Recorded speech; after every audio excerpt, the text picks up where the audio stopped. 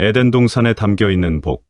창세기 2장 8절에서 17절. 여호와 하나님이 동방의 에덴의 동산을 창설하시고 그 지으신 사람을 거기 두시니라.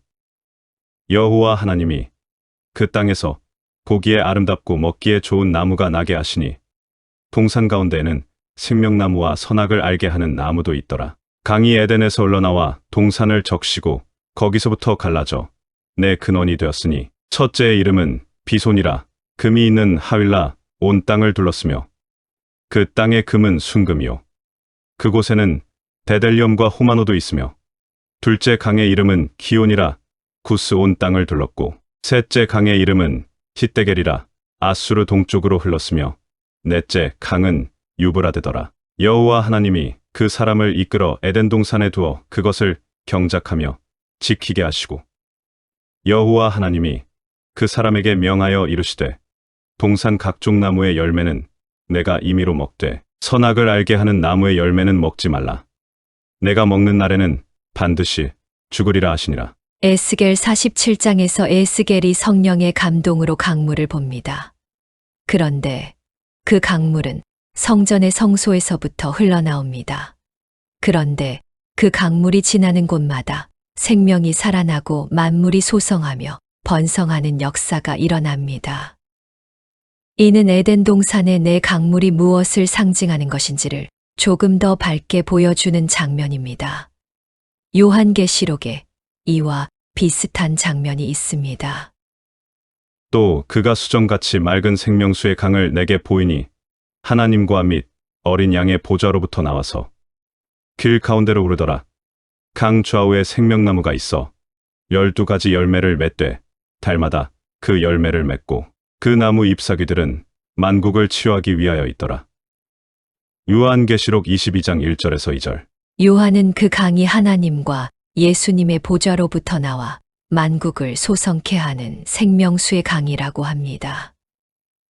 정리하면 창세기의 에덴 동산과 강, 에스겔서의 성소와 성소에서 흐르는 물, 그리고 새 하늘과 새 땅의 하나님과 어린 양의 보좌로부터 흐르는 생명수의 강은 정확히 같은 것을 상징하고 있는 것입니다. 그런데 그 강물은 하나같이 만국을 소성하게 하고 생명을 주는 힘을 갖고 있습니다. 그러면 하나님과 예수님으로부터 나와 온 세상 사방으로 보내심을 받아 풍성함과 달콤함을 퍼뜨려서 만국을 소성하게 하고 생명을 주는 존재는 성령 하나님입니다. 예수께서 대답하여 이르시되 이 물을 마시는 자마다 다시 목마르려니와 내가 주는 물을 마시는 자는 영원히 목마르지 아니하리니 내가 주는 물은 그 속에서 영생하도록 솟아나는 샘물이 되리라. 요한복음 4장 13절에서 14절. 예수님께서 그분의 백성에게 영원토록 솟아나는 생수를 주시겠다고 하십니다. 나를 믿는 자는 성경의 이름과 같이 그 배에서 생수의 강이 흘러나오리라 하시니 이는 그를 믿는 자들이 받을 성령을 가리켜 말씀하신 것이라. 예수께서 아직 영광을 받지 않으셨으므로 성령이 아직 그들에게 계시지 아니하시더라. 요한복음 7장 38절에서 39절. 그러니까 에덴 동산에서 발원하여 사방으로 갈라져 흐르게 되는 그 강물은 예수 그리스도로 말미암아 유대인들만이 아닌 온 세상에 퍼져 있는 하나님의 백성들에게 생명을 주고 소생시키게 될 성령 하나님의 모습을 상징적으로 보여주는 것입니다. 그래서 그 강물이 흐르는 곳에 금과 베델리엄과 호마노 같은 보석이 등장하는 것입니다. 그 말은 성령으로 말미암아 거듭난 하나님의 백성들은 그렇게 보석과 같이 귀한 존재라는 것을 상징적으로 보여주는 것입니다. 요한계시록의 거룩한 성 새 예루살렘에 등장하는 보석이 상징하는 것은 보석처럼 존귀한 하나님의 백성들인 것입니다. 그것은 이미 대제사장이 흉패에 12보석을 달고 지성소로 들어가는 제사 의식에서 힌트되었던 것입니다. 그 모습은 예수 그리스도라는 대제사장께서 보석 같은 하나님의 백성들을 품고 하나님 나라로 입성하시는 모습을 상징적으로 그리고 있는 것입니다. 그래서 성령의 강이 흐르는 곳에 보석이 등장하는 것입니다. 그러니까 지금 에덴 동산은 요한계시록 21장과 22장의 새 하늘과 새 땅의 모형으로 등장하고 있는 것입니다. 하나님께서 반드시 그 새 하늘과 새 땅을 이루어내실 것임을 창조 때부터 만물과 역사 속에 언약으로 담아 놓으신 것입니다.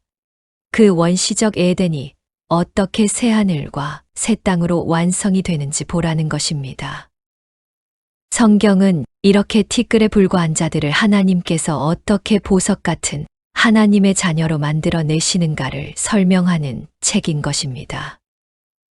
그 이야기가 창세기부터 요한계시록까지 하나님의 언약으로 채워져 있는 것입니다.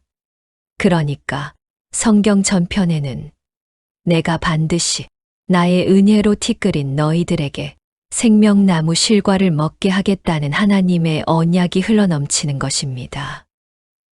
하나님께서 인간을 창조하시고 에덴을 창조하셨습니다. 그러면 하나님께서 그 에덴을 창조하실 동안 아담은 어디에 있었을까요? 하나님께서 하나님의 백성들을 애굽에서 끌어내어 홍해를 건너게 하시고 흙인 마른 땅에서 올라오게 하신 후 약속의 땅 가나안으로 끌고 들어가시는 모습과 아담이 흙에서 올라와 에덴 동산에 놓이게 되는 모습을 비교해보면 정확히 똑같은 이야기입니다. 그런데 출애굽기에서는 그 과정을 이렇게 기록하고 있습니다. 내가 애굽 사람에게 어떻게 행하였음과 내가 어떻게 독수리 날개로 너희를 업어 내게로 인도하였음을 너희가 보았느니라. 출애굽기 19장 4절. 여호와께서 그를 황무지에서 짐승이 부르짖는 광야에서 만나시고 호위하시며 보호하시며 자기의 눈동자 같이 지키셨도다. 마치 독수리가 자기의 보금자리를 어지럽게 하며 자기의 새끼 위에 너풀거리며 그의 날개를 펴서 새끼를 받으며 그의 날개 위에 그것을 엎는 것 같이 여호와께서 홀로 그를 인도하셨고 그와 함께한 다른 신이 없었도다. 신명기 32장 10절에서 12절. 이렇게 출애굽기와 신명기는 하나님께서 하나님의 백성들을 업어서 하나님이 약속하신 땅으로 인도하셨다고 기록하고 있습니다. 그러면 흙에서 올라와 창조된 아담은 에덴이 만들어지는 동안 하나님의 등에 업혀 있었다는 것입니다. 우리는 티끌로 만들어진 인간을 등에 업으시고 여호와의 동산인 에덴을 정성스럽게 만드셔서 그 티끌인 인간을 에덴으로 집어넣으시는 모습 속에서 하나님의 백성들을 위한 하나님의 구원이 어떠한 사랑으로 진행이 되고 완성이 될 것인가를 미리 볼 수 있는 것입니다. 이렇게 우리는 에덴 동산에서도 요한계시록을 보는 것이고 그 크신 사랑으로 자기 백성들의 구원을 이루시는 하나님 아버지의 모습을 볼 수 있는 것입니다. 그렇다면 이제 티끌에서 하나님의 자녀로 재창조된 우리는 지금 하나님의 등에 업혀 계신 것입니다. 지금 하나님의 등에 업혀 하나님께서 재창조하신 새하늘과 새 땅으로 들어가고 계신 것입니다. 우리가 지금 어떠한 상황 속을 살고 있다 할지라도 우리가 있는 곳은 하나님의 등인 것입니다. 내 상황만을 바라보면 여기가 정말 하나님의 등인가 라는 생각이 드실 것입니다. 이스라엘이 광야에서 하나님께 얼마나 혼이 났습니까? 그런데 하나님은 내가 광야에서 너희를 업어서 인도했다라고 말씀하십니다.